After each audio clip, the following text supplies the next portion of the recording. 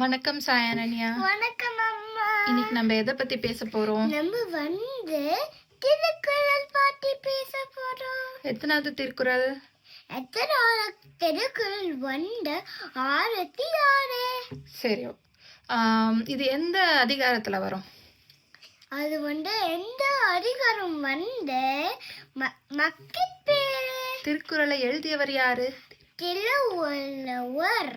சரி, அந்த திருக்குறளை சொல்லுங்க பார்க்கலாம். ஆமா, சொல்லுங்க.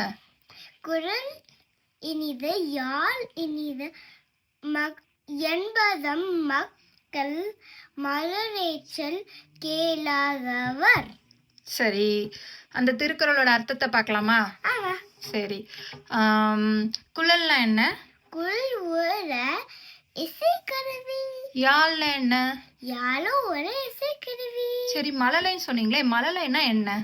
ஓ, மழலை ஒரு சின்ன குழந்தை. சரி, ஓகே. இந்த திருக்குறளோட முழு அர்த்தம் தெரியுமா உங்களுக்கு? ஆமா. அந்த முழு அர்த்தத்தை சொல்லுங்க பார்க்கலாம்.